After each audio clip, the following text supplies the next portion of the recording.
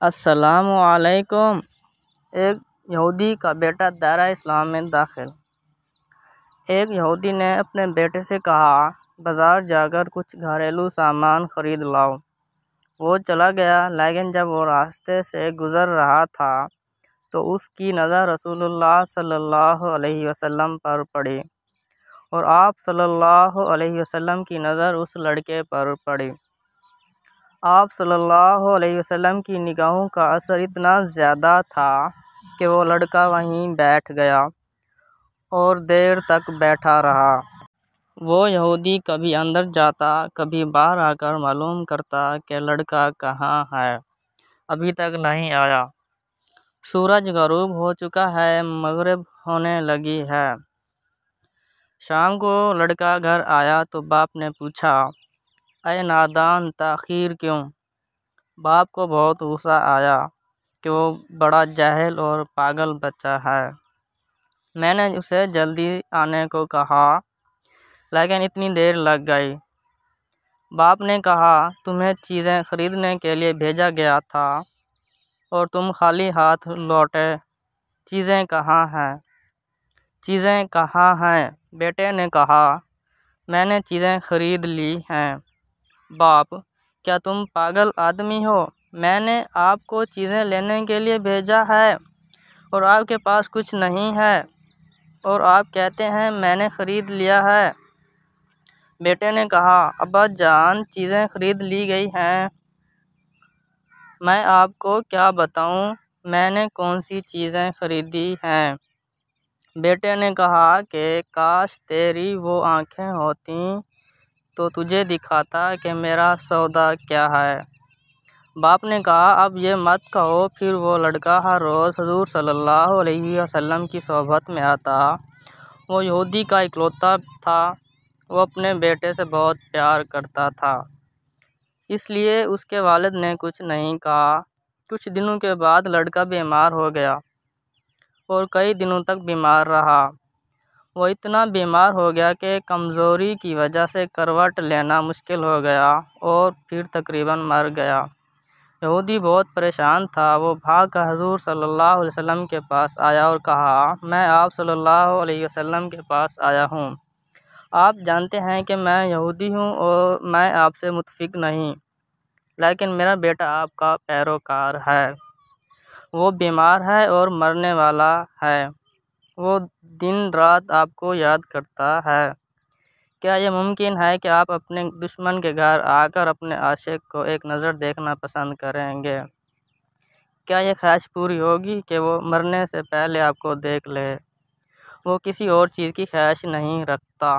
رسول اللہ صلی اللہ علیہ وسلم نے اپنے صحابہ سے فرمایا کہ پہلے وہ آنکھیں بند کر لے چلو۔ یہودی کے گھر پہنچے تو اس لڑکے کی آنکھیں بند تھیں۔ آپ صلی اللہ علیہ وسلم نے اپنا مبارک ہاتھ لڑکے کی پیشانی پر رکھا۔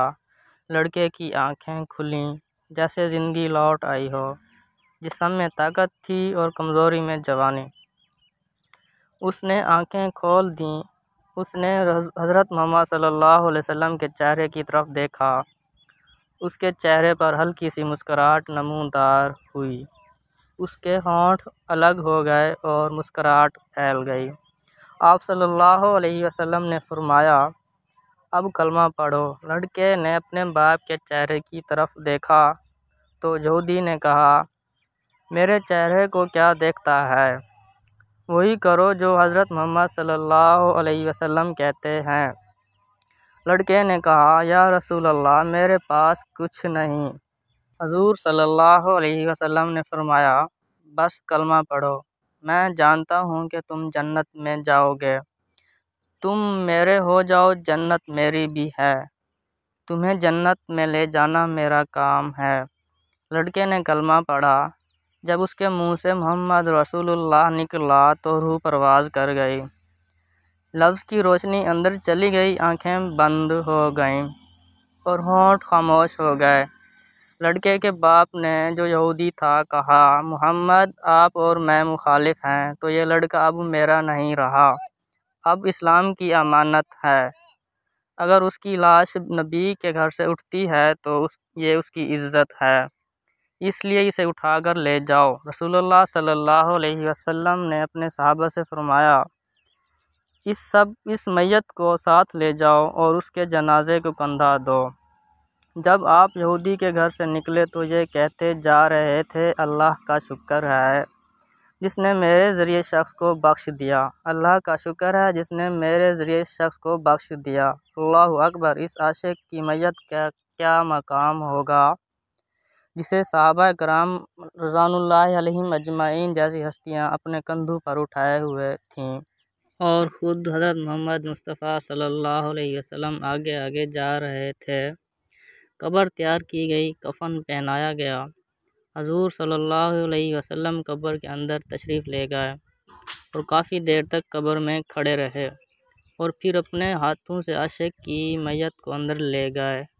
آپ صلی اللہ علیہ وسلم قبر کے اندر انگلیوں کے بل چل رہے تھے، مکمل پاؤں مبارک نہیں رکھے۔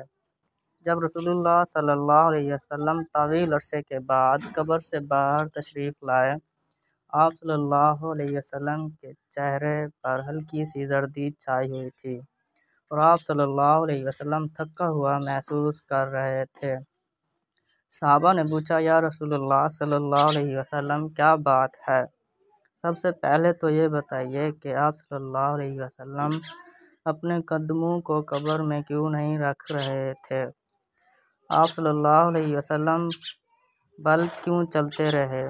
تو آپ صلی اللہ علیہ وسلم نے فرمایا، قبر کے اندر بہت سے فرشتے تھے، اس لیے جہاں بھی مجھے جگہ ملتی میں نے اپنے پاؤں مبارک رکھ لیے۔ پاؤں رکھنے کی جگہ نہیں تھی، میں نہیں چاہتا تھا کہ میرا پاؤں فرشتے کے قدموں پر پڑے۔ پھر صحابہ نے پوچھا، آپ صلی اللہ علیہ وسلم قبر کے اندر کیوں گئے؟ حضور صلی اللہ علیہ وسلم نے فرمایا کہ میں نے اس لڑکے سے کہا کہ میں تیری جنت بنا دوں گا، تو اب اس قبر کو جنت بنانے کے لیے اندر چلا گیا تاکہ اسے جنت بنا دے۔ صحابہ نے عرض کیا، پھر رسول اللہ صلی اللہ علیہ وسلم اتنے تھکے ہوئے کیوں ہیں؟ آپ صلی اللہ علیہ وسلم نے فرمایا، میں تھک گیا ہوں کیونکہ فرشتے اور لونڈیاں اس عاشق اسلام کے پیروکار کو دیکھنے کے لیے آ رہی تھیں، اور وہ میرے پاس سے گزر رہے تھے، میں ان کی وجہ سے تھک گیا ہوں۔ سبحان اللہ۔ پیارے دوستو، اگر پوسٹ پسند آئے تو دوسروں کے ساتھ شیئر کریں، ہو سکتا ہے اسے پڑھ کر بہت سے لوگوں کو تحریک ملے اور وہ دائرہ اسلام میں داخل ہو جائیں۔ اللہ آپ کو بہت جزا دے، آمین۔